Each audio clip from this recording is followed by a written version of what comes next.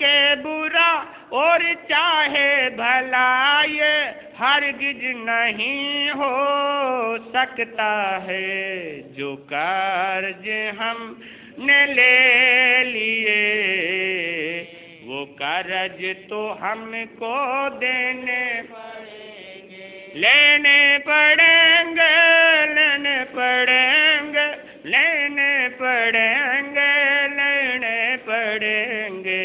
क्या जो गम किसी को हमने दिए वो गम तो हमको ले चलता हूँ आपको चंपापुरी। चंपापुरी के बाहर चबूतरा, चबूतरे पर जूता, जो कोई आता 12 जूते मारता। क्यों मारे जाते हैं ये रहस्य है इस कहानी का, आप कल सुन रहे थे।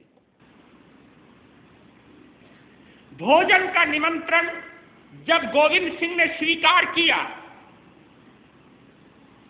तो झालरों के पीछे बैठी हुई पटरानी भानुमति सहित 12 रानियों ने ये निमंत्रण स्वीकार करते हुए अपने कानों से भी सुना, अपनी आंखों से भी देखा।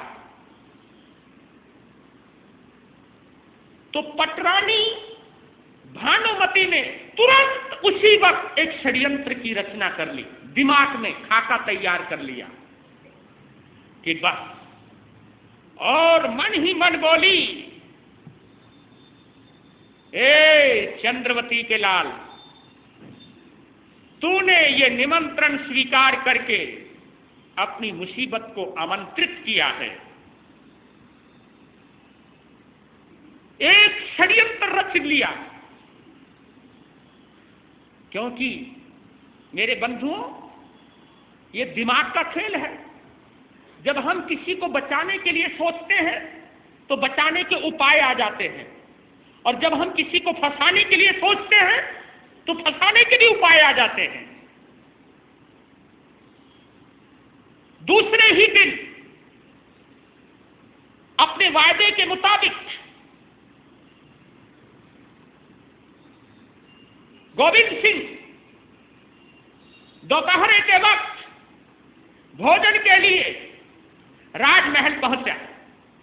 उधर भानुमति ने पहले ही व्यवस्था कर दी, अपनी दासी को बोल दिया कि उस नौजवान पर नजर रखना और उसे सबसे पहले मेरे कक्ष में लेकर के आना, मेरे कमरे में लेकर के आना। भानुमति पटरानी है, महल में उसकी चलती है, और आजकल तो वैसे भी चंद्रसेन की चहेती बनी हुई है। गोविंद सिंह की माता चंद्रवती दिल दिमाग से उतर चुकी है। दासी ने वेलकम किया, स्वागत किया, आओ चंपापुरी की इज्जत पधारो, आपको महारानी पटरानी भानुमति ने याद किया है। तो वो सोचा कि भाई भोजनशाला की तरफ ही जा रहे होंगे, तो वो उसके साथ साथ दासी ने कहा ये कक्ष है। वो अंदर गया, दासी वहां से हट गई। पटरानी श्रृंगारों से सज्जित कहा आओ आओ चंपापुरी की इज्जत बढ़ाने वाले नौजवान, हम भी तुम्हारी कला के कदरदान हैं। ये बात कहती गई और आई दरवाजे को चटकनी लगा दी। वो कुछ भी नहीं सोच पाया। इतने में एक दृश्य क्या हुआ कि तुरंत भानुमति ने अपने वस्त्रों को फाड़ डाला और चिल्लाने लगी, बचाओ बचाओ इस दुष्ट से जो मेरी इज्जत पर हाथ डाल रहा है। इतने जोरों से चिल्लाई, वो इतने जोरों से चिल्लाई। गोविंद सिंह तो हक्का बक्का रह गया। वो सोचने लगा ये कौन सा भोजन है, ये कौन सी मुसीबत आ गई। वो सोच भी नहीं सका। तुरंत दिमाग ने काम किया कि क्या करूं। उस वक्त गोविंद सिंह के दिल ने एक ही आवाज दी कि गोविंद सिंह भाग ले, भाग ले, भागने में भलाई है। ये जब बात नजर आई तो सामने खिड़की नजर आई। खिड़की जब नजर आई तो खिड़की नीचे झांका तो उसका घोड़ा नीचे खड़ा था। तो तुरंत उसने छलांग लगाई, घोड़े पर बैठा, वो गया, वो गया, वो गया। हाँफता हाँफता बाबा लालगिरी के पास पहुंच गया। उसको हाँफता हुआ देखा। बाबा लालगिरी ने कहा, बेटा क्या बात है? उसने रोते रोते सारी बात बताई कि आज मेरे साथ ये हुआ। ये सुनते ही एकदम मौन हो गए बाबा लालगिरी। स्थिति का जायजा लिया, तुरंत कहा, मेरे लाल, अब वक्त आ गया है यहां से बाहर जाने का। और बेटा, कभी कभी किस्मत को बदलने के लिए ठिया बदलना पड़ता है, और जो तू अब बनेगा बाहर जाकर ही बनेगा। और बेटा तू तैयारी कर।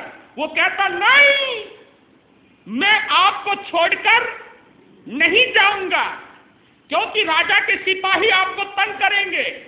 और चिंता मत करना बाबा, मेरी बाजुओं में इतना दम है कि 10, 15, 20 जनों को मारकर ही मरूंगा। कहा, मेरे बेटा बातें ज्यादा नहीं करते, इस वक्त की नजाकत को समझते हुए जो मैं तुम्हें आदेश दे रहा हूं उसके ऊपर गौर करो। तुम अभी रुको यहां। अंदर गए बाबा लालगिरी, तुरंत 4 चीजें लेकर के आए।